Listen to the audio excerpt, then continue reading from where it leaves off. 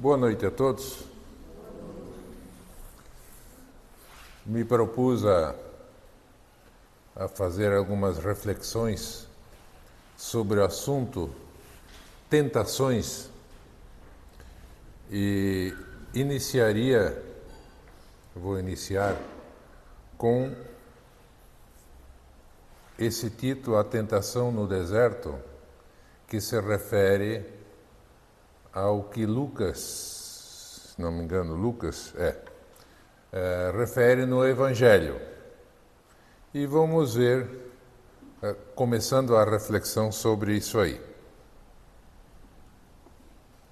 Era tradicional, na cultura judaica, os homens santos buscarem lugares ermos para longas meditações.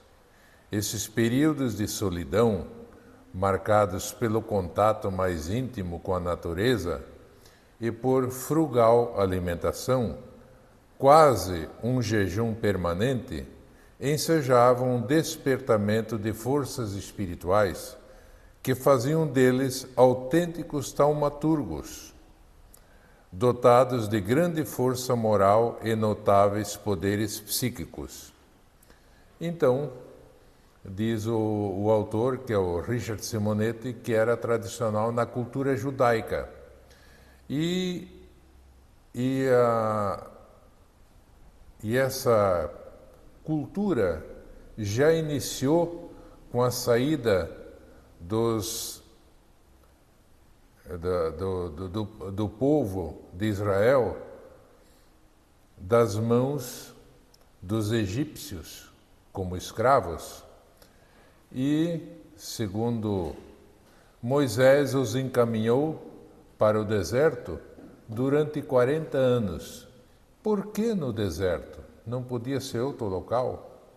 Era um local o objetivo era espiritualizar aquele povo.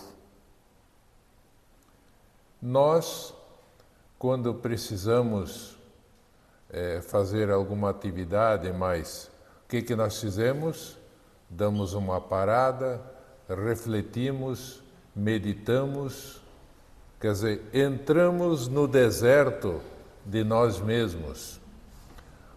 Na Idade Média, os santos, os grandes santos, faziam a mesma coisa. Eles saíam do mundo físico, entravam em êxtase, isso quer dizer, entravam no deserto interior, onde não tem nada, só tem luz, né? No deserto, eu tive a felicidade de andar pelo deserto do Atacama, né? Só tem luz, não tem nuvem, não tem absolutamente nada.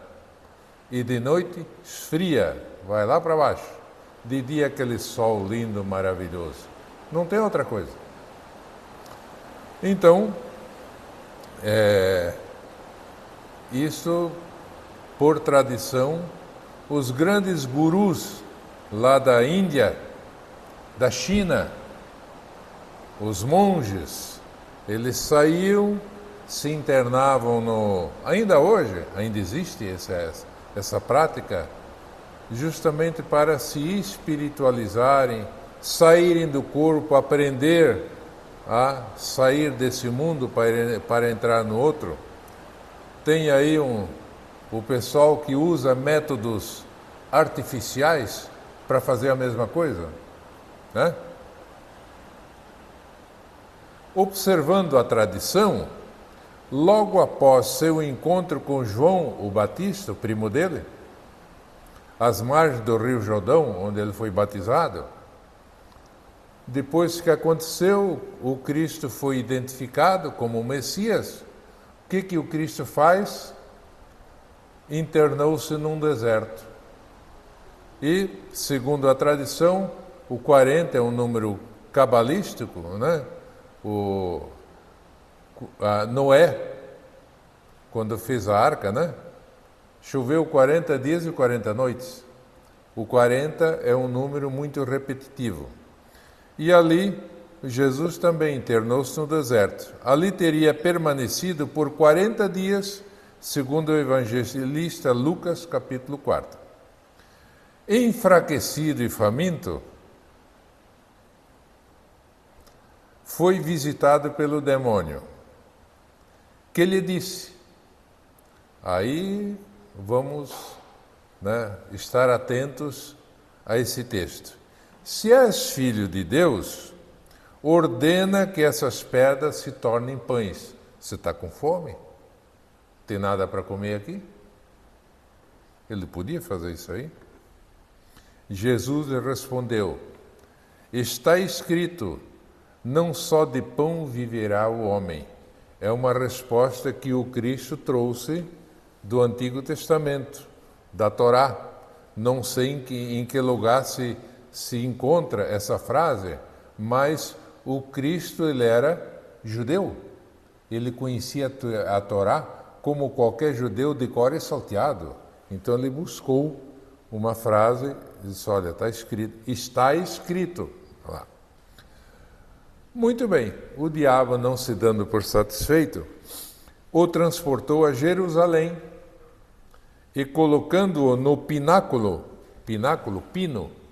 canto mais alto do templo, ponto mais alto, disse-lhe, se és filho de Deus, lança-te daqui abaixo, pois está escrito que ele ordenou a seus anjos, tenham cuidado contigo e te sustente nas mãos para não tropeçares em alguma pedra.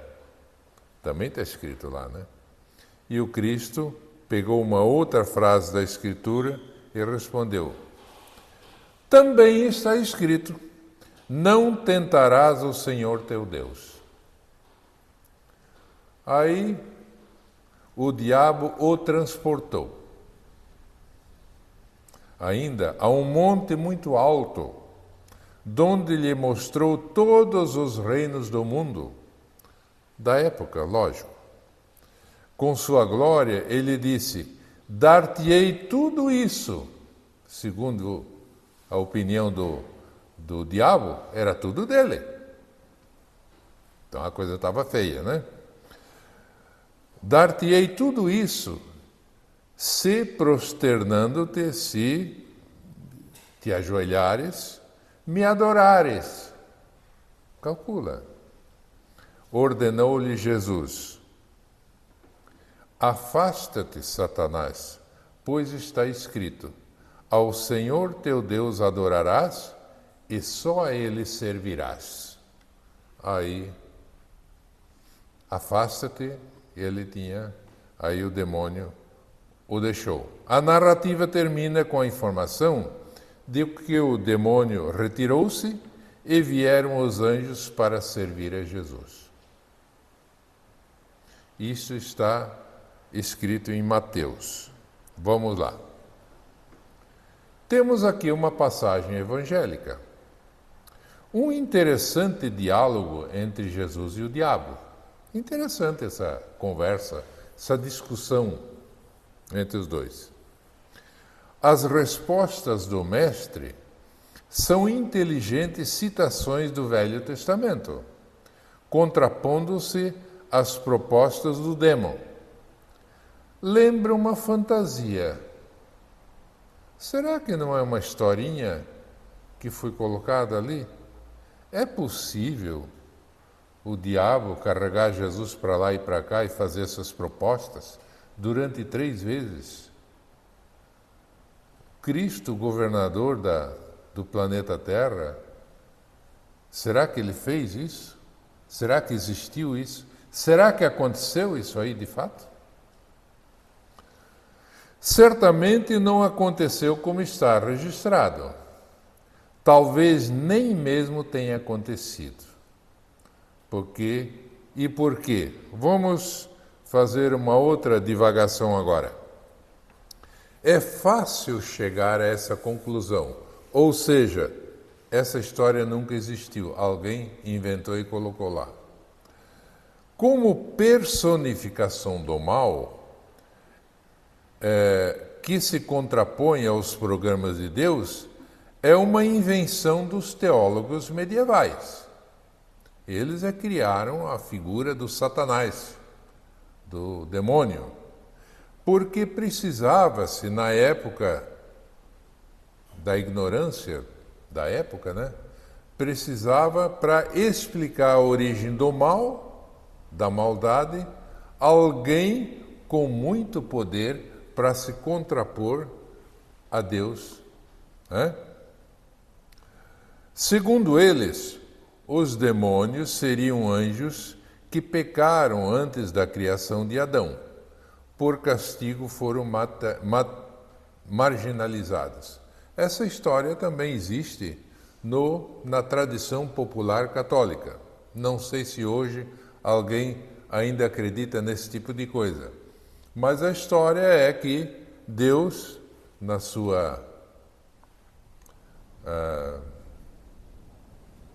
seu poderio, na sua criação, os primeiros seres que ele criou foram os anjos, né?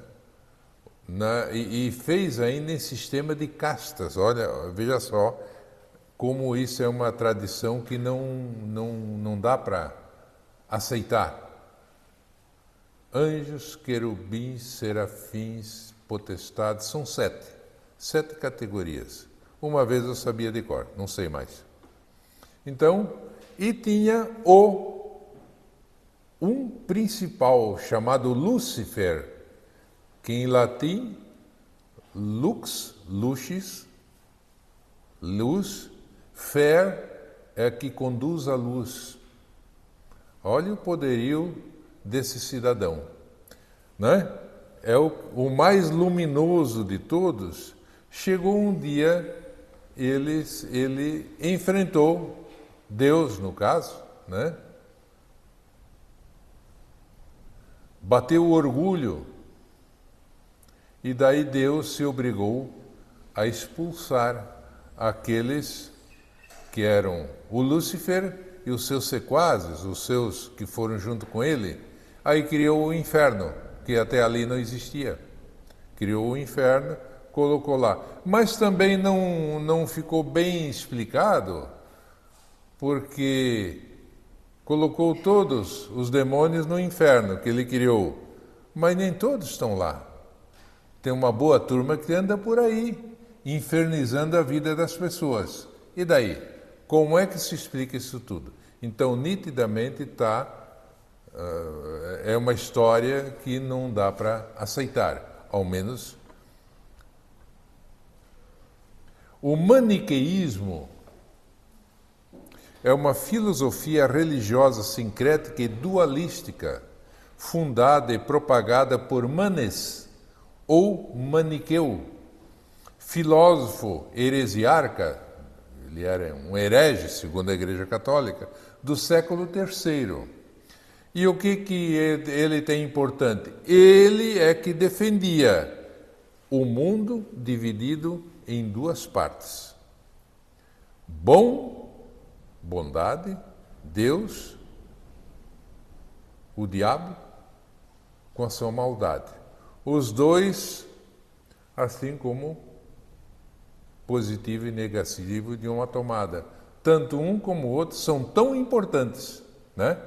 Sem o negativo não há energia, sem o positivo também não.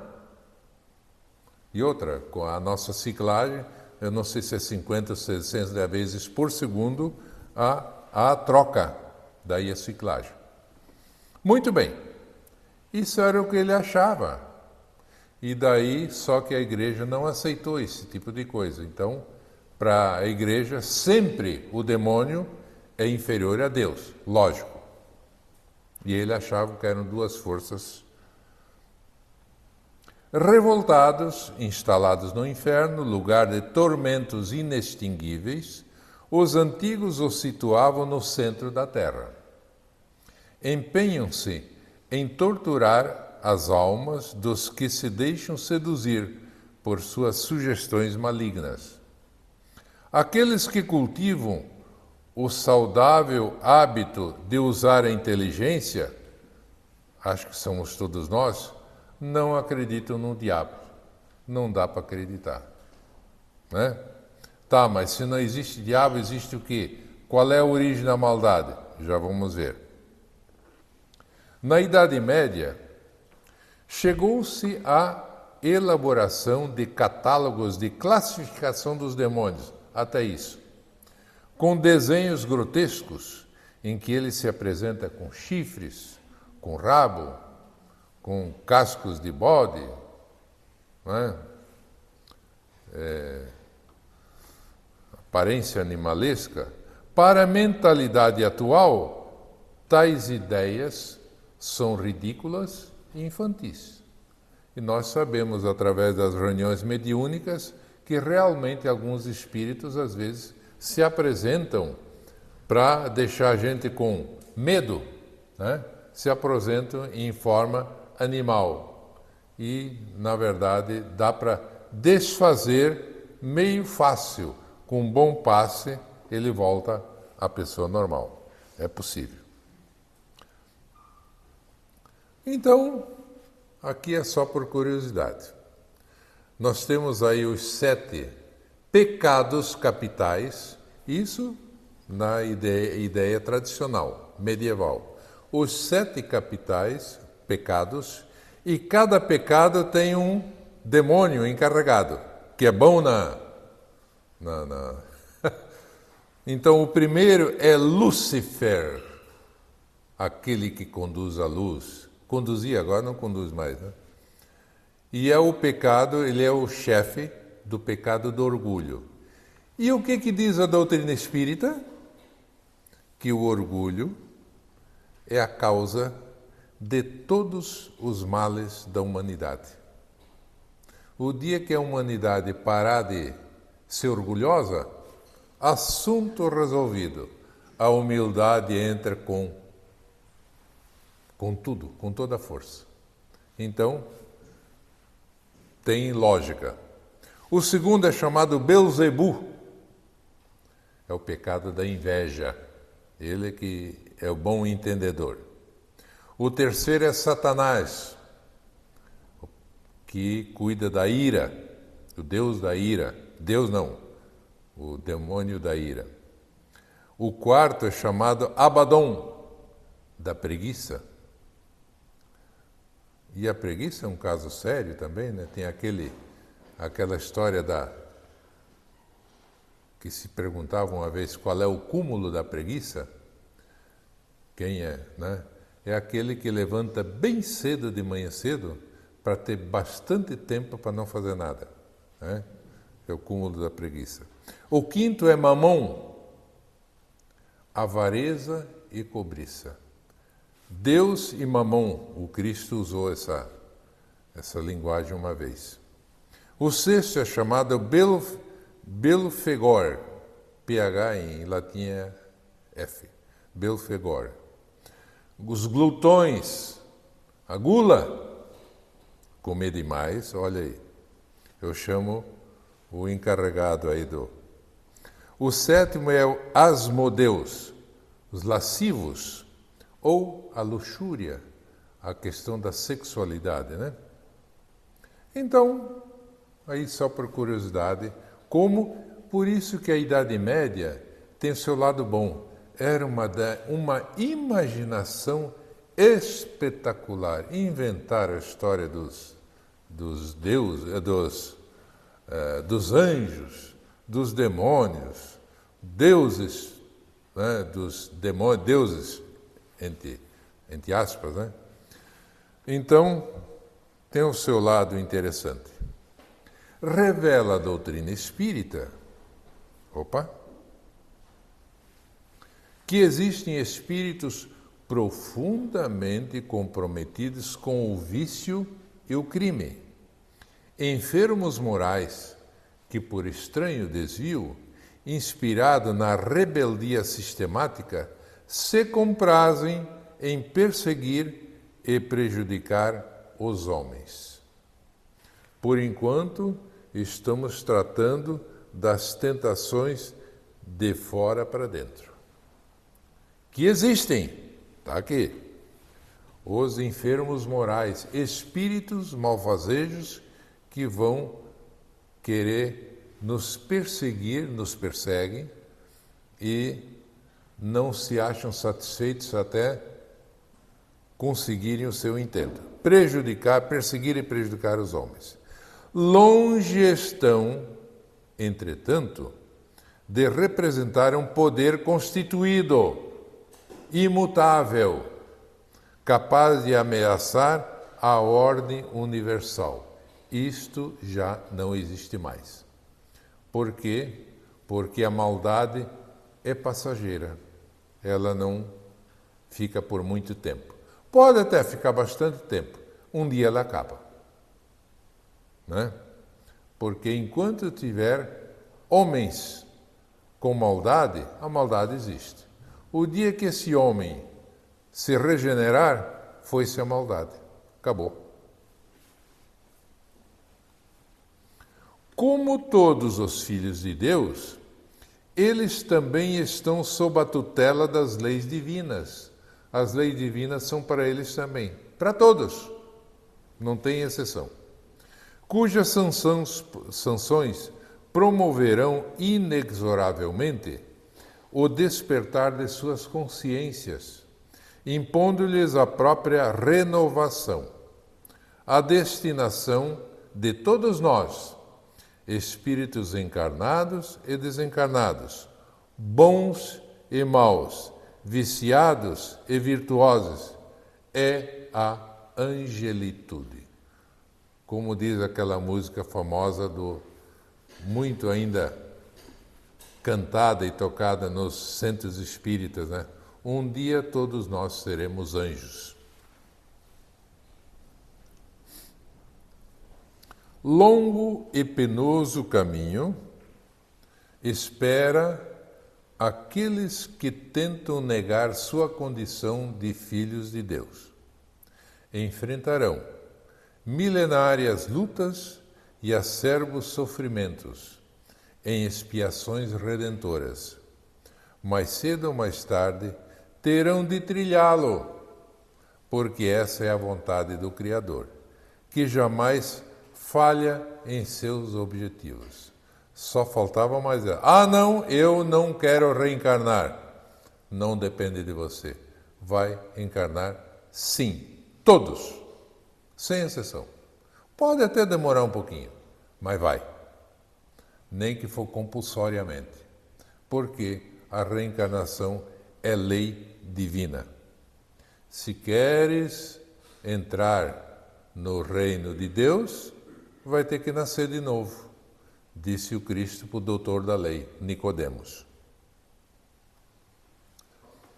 Somos tentados por nossas próprias inferioridades. Opa! Até agora é de fora para dentro. Agora vamos entrar dentro de nós. Tem tentação dentro de nós? Opa! E como tem. Então, somos tentados por nossas próprias inferioridades. Partindo desse princípio, jamais alguém poderia tentar Jesus com perspectivas de poder, glória e riqueza. Espírito puro e perfeito, que era o Cristo, Jesus, situava-se acima dos interesses e das paixões que empolgam a humanidade. Então, provavelmente, aquela história da tentação de Jesus é uma história que alguém... Interessante a história, mas foi interpolada no Evangelho, como tem outras coisas. Os Evangelhos, eles sofreram modificações, adaptações, a gente sabe, no decorrer dos séculos, e foi.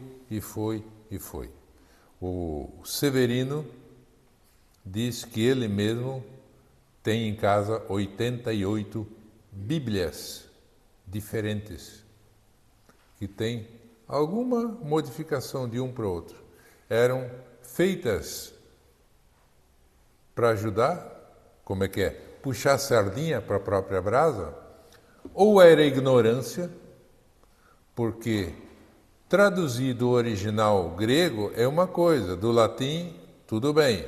Agora, do original hebraico, aí a coisa se modifica, porque a língua hebraica não tem pontuação e não tem vogais, só consoantes. Conforme você faz as junções, você vai procurando o sentido delas. Outra, mesmo o único que escreveu, não escreveu.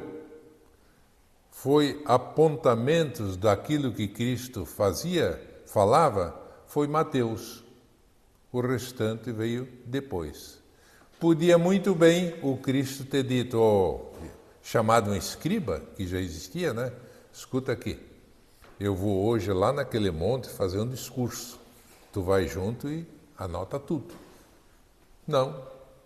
Nunca mandou escrever, nunca escreveu e não se preocupou com isso. Porque deixou toda essa história para que os homens pensassem razoavelmente, descobrissem e se virassem.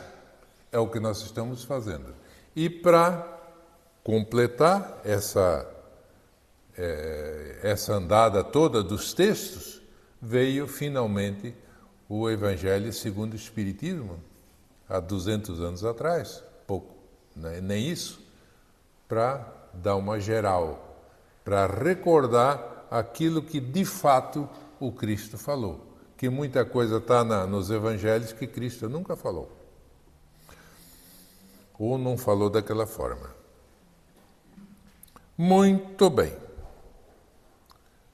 Então, nós temos já duas situações, de fora para dentro, que foram os demônios, né? Mas a gente sabe que demônio não existe, mas existem os espíritos malfazejos. E temos as nossas próprias inferioridades. Nós não somos espíritos perfeitos, estamos longe ainda. Temos as nossas tendências ainda. Essas são as nossas tentações dentro de nós. Somos dono dela? Lógico. E como é que nós vamos tirar? O problema é nosso. Lutar, lutar, orai e vigiai. Esse é o segredinho que o Cristo deixou. Para que nós possamos nos melhorar e nos livrar dessas tentações.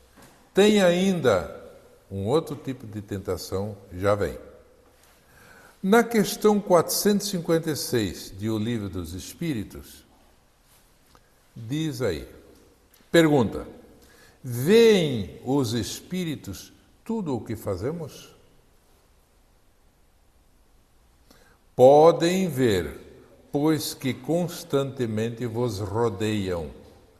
Cada um, porém, só vê aquilo a que dá atenção.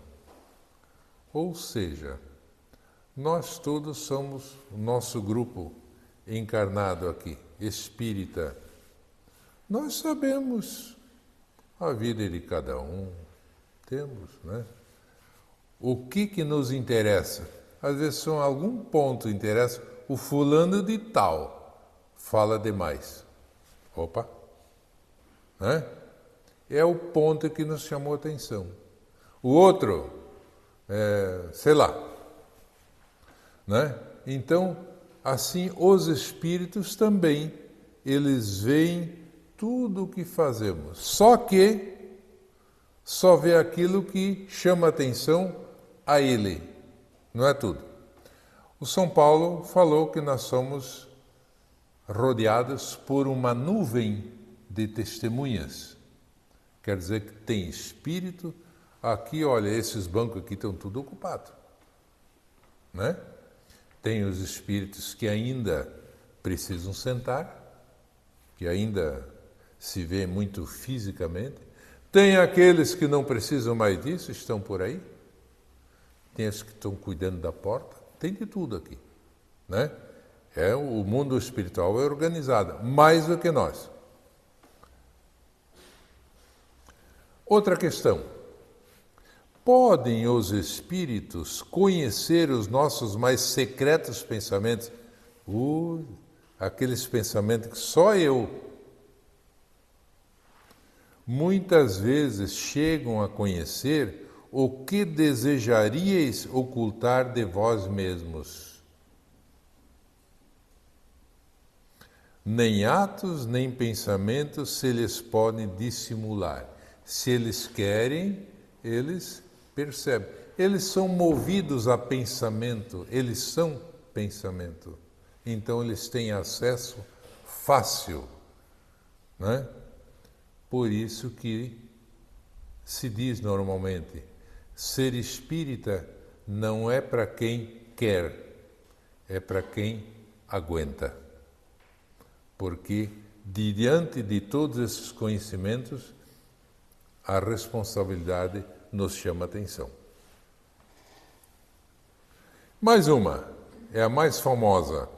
Influem os espíritos em nossos pensamentos e em nossos atos? Eles têm influência?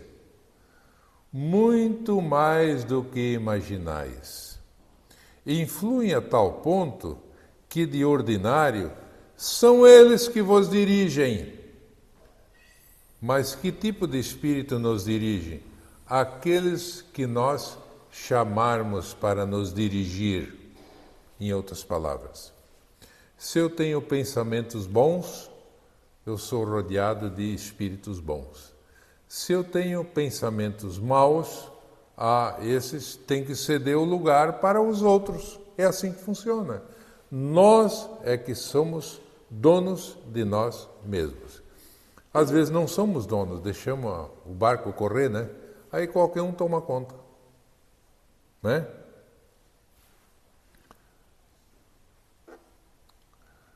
Então, vamos lá.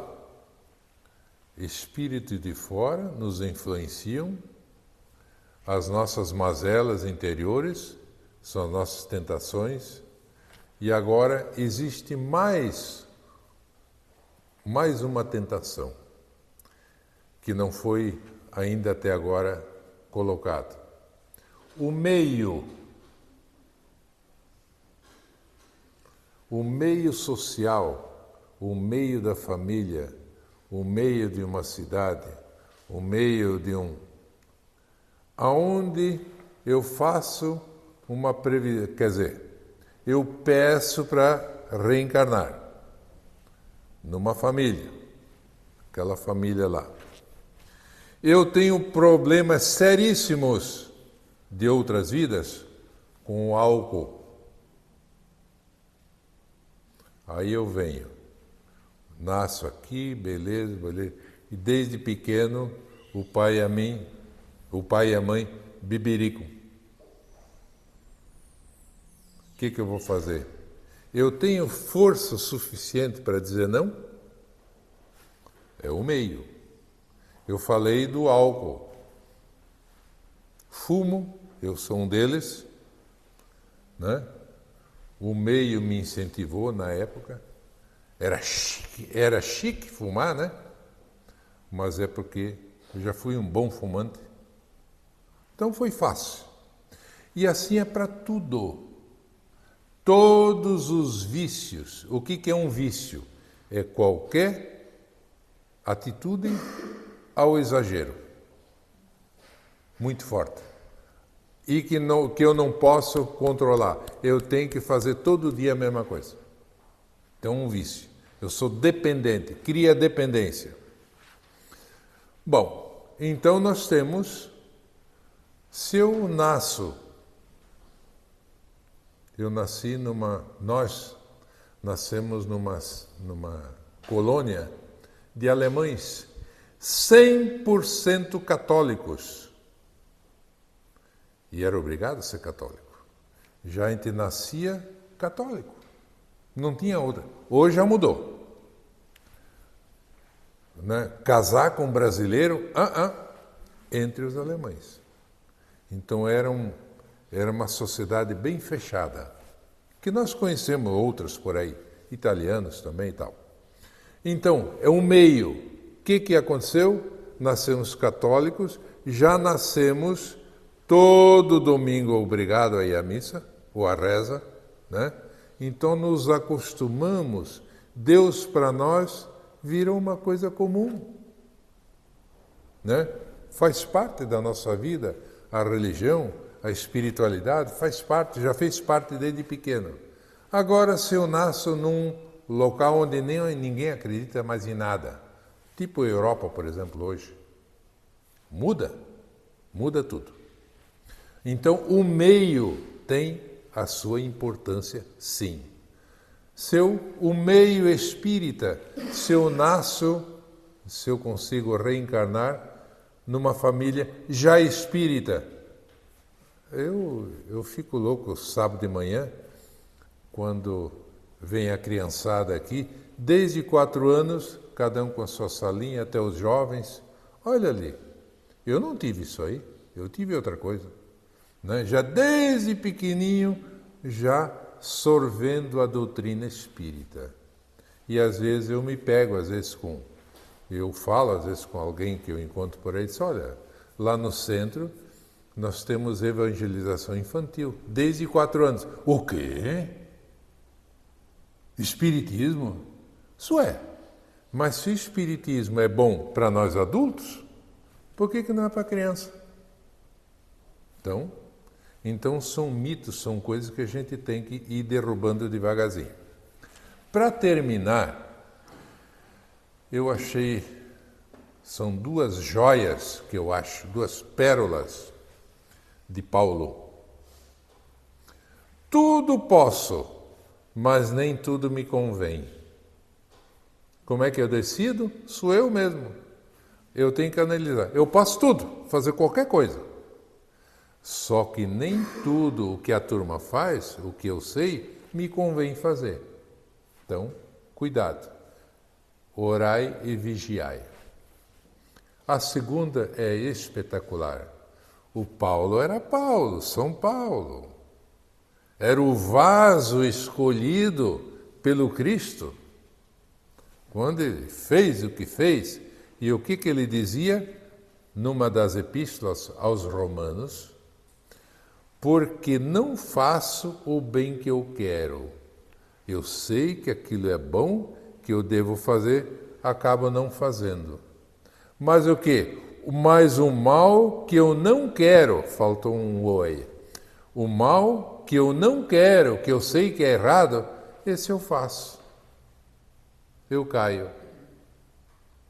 Então, em outras palavras, se ele falava isso aí, nós estamos na mesma, não somos diferentes.